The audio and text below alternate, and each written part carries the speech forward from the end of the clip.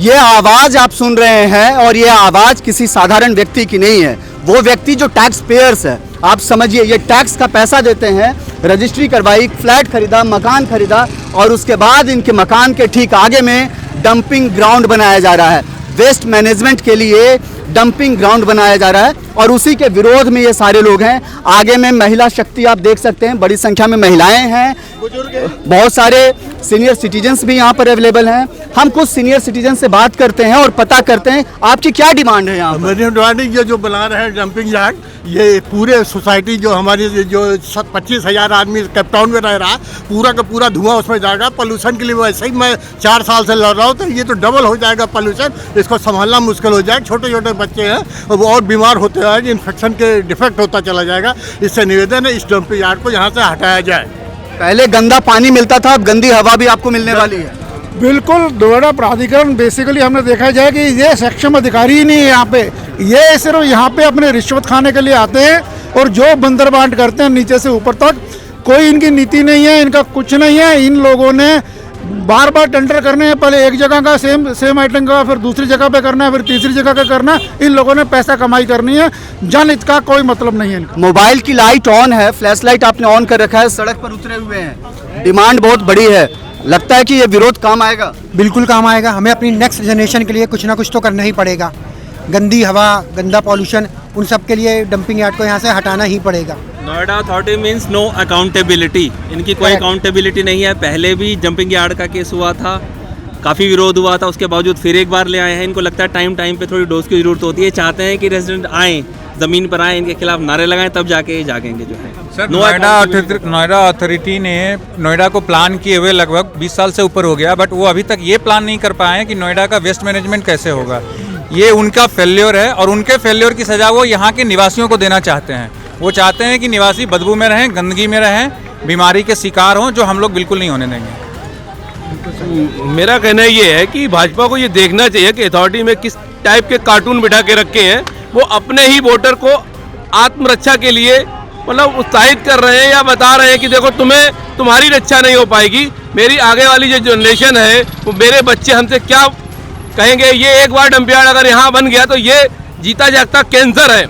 अगर ये एक बार ये स्थापित हो गया यहाँ पे, जबकि इसको पुस्तापार वाले एरिया में पहले लोकेट किया गया था आज से 5-6 साल पहले, और उसके बाद भी फिर यहाँ पे इसको लोकेट किया है। इसके मतलब इनको ये बड़ा मजाक कर रहे हैं भाजपा के वोटर के साथ।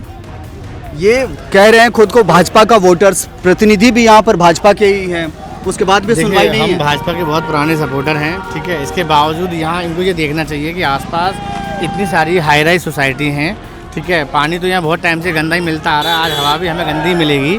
तो इनको ये बहुत सोच समझना चाहिए कि इस डंपिंग यार्ड को ऐसी जगह रीलोकेट करना चाहिए जहाँ पे कि अभी कोई रेजिडेंस या कोई भी पब्लिक नहीं रह रही हो, जिससे किसी का भी नुकसान ना हो।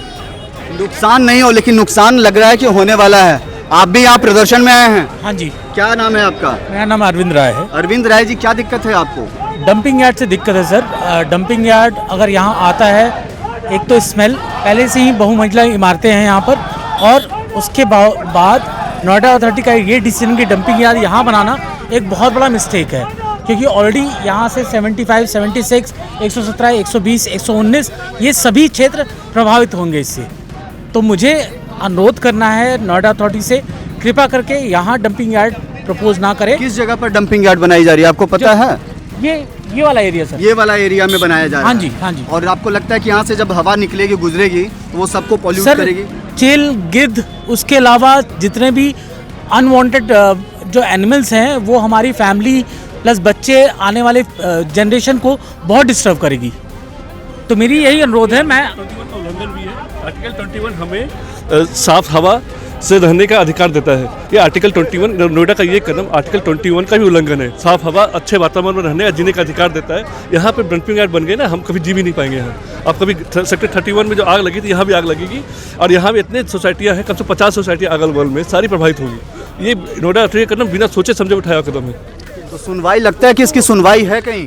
सुनवाई तो होनी चाहिए। मेरा तो यही अनुरोध है कि नोएडा अथॉरिटी जो भी ऑफिसर ये डिसीजन लिए हैं, उनको आके यहाँ पे विजिट करना चाहिए। आप कैमरा इधर दिखाइए, पास में 100 मीटर भी नहीं है, फ्लैट्स है, हाई राइज टावर्स है, ये है वो है, यहाँ पे कैसे लोग डिसीजन ले सकते हैं? इनको विजिट करके देखना चाहिए कितने रेजिडेंट्स यहाँ पे रह रहे हैं।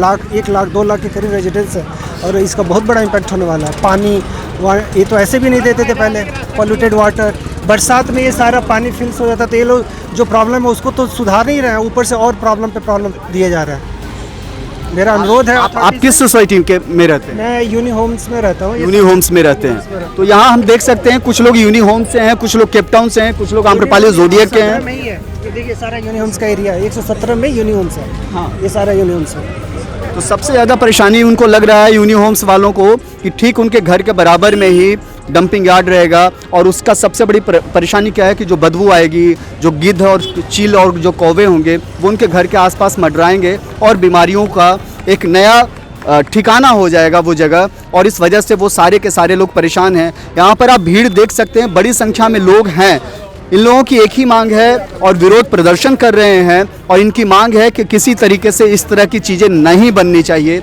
यहाँ पर भाषण हो रहा है, लोग बोल रहे हैं, स्पीच दे रहे हैं, अपनी अपनी बातों को रख रहे हैं, लेकिन सवाल है कि ये आवाज़ नोएडा के जो जनप्रतिनिधि हैं उनको क्यों नहीं सुनाई देती है।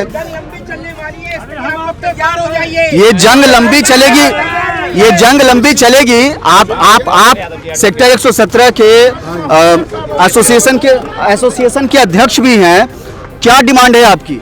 निश्चित रूप से शर्मा जी, आपके माध्यम से हम प्राधिकरण को अवगत कराना चाहेंगे। देखिए, यहाँ सिर्फ मामला डंपिंग यार्ड को लेके नहीं है, यहाँ 1 लाख लोगों के जीवन से जो खिलवाड़ होने जा रहा है उसको लेके है।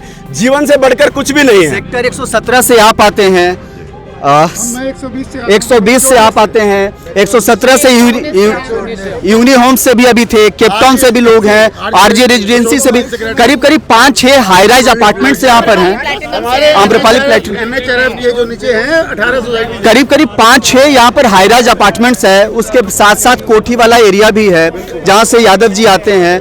हम ये जानना चाह रहे हैं कि इतनी बड़ी परेशानी क्या नोएडा के जनप्रतिनिधियों को समझ में नहीं आती है कुछ भी? सर, जो हमारे प्रतिनिधि हैं, हम अपने सिस्टम से काम किया है, अपने प्रतिनिधियों के थ्रू भी मैं NHRF का कन्वीनर हूं, हमने उनसे भी कॉरस्पॉन्डेंस किया है, उनको अपना लेटर भी दिया है। नोएडा अथॉरिटी को भी हम 1 महीने से लगे हुए हैं। आज जैसे ही पेपर के अंदर ये समाचार आया, अभी ये जगह जो है फाइनल हो गई, तो हम सब शॉकिंग हुए और इमीडिएट हमने अपने NHRF के तत्वाधान में मीटिंग बुलाई और आसपास की सोसाइटियों को मोबिलाइज किया।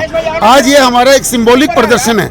इसके बाद हम जो सरफाबाद गांव है जिसके अंदर 20,000 लोग रहते हैं, सोरखा गांव है, हमारा परतला गांव है, हमारी केप टाउन है जिसके अंदर 6,000 फ्लैट है। इस सोसाइटीज के आसपास विसिनिटी के अंदर एटलीस्ट 1 लाख लोगों के जीवन के साथ खिलवाड़ कर रही है।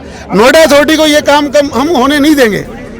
हम आपके माध्यम से शर्मा जी चाहते हैं आप डंपिंग यार्ड का यहाँ से स्थान परिवर्तन करके जल्दी से जल्दी ऐसी जगह लगाया जाए जहाँ पर लोकेलिटी ना हो। आप भी खड़े हैं, मोबाइल की फ्लैश लाइट ऑन कर रखा है, लग रहा है कि सुनवाई हो जाएगी आपकी? सुन लेंगे? बिल्कुल होगी, करनी पड़ेगी। हम लोगों का जीवन से हम खिलवाड़ नहीं होने देंगे। मतलब कि लंबी लड़ाई के लिए आप ऐसे है, इस लड़ाई को मैं आपके सामने वायदा करता हूँ बहुत लंबी नहीं होने देंगे, पहली बात। और जनप्रतिनिधि हमारे जो हैं, जनप्रतिनिधि हमारे जो से हैं, जैसे आपको पहले भी बताया गया, उन तक ये बातें पहुंची हुई हैं, लेकिन वो जिस कान से सुने हैं उसी कान में तेल डाल के बैठे हैं। वो भी कोई कार्रवाई खास दिखाए वाले कार्रवाई कर रहे हैं। ये कार्रवाई हम लोगों को खुद को करनी पड़ेगी। हम लोग क्योंकि बिना किसी काम धाम के जनप्रतिनिधि को बम्पर वोट देके जिताते जा रहे हैं, यही कसूर है हमारा। इस दफा अगर ऐसे हालत रहेंगे तो मेरा आह्वान है, मैं बीजेपी का जमीनी कार्यकर्ता हूँ, RSS का जमीनी कार्यकर्ता हूँ, लेकिन आह्वान करूंगा कि ऐसे जनप्रतिनिधियों को जवाब दिया जाए, हर तरह से दिया जाए, और ऐसे अधिकारियों को भी जवाब दिया जाए, उनके ऊपर व्यक्तिगत केस किए जाए, क्योंकि ये जो नोएडा का मास्टर प्लान है उसके खिलाफ है, जो NCR प्लानिंग बोर्ड है उसके मास्टर प्लान के खिलाफ है। ये मन मर्जी ये करेंगे, हम नहीं करने देंगे, कानूनी रूप से भी नहीं करने देंगे और हम अपने सामाजिक रूप से भी नहीं करने देंगे। ये हमारा प्रण है।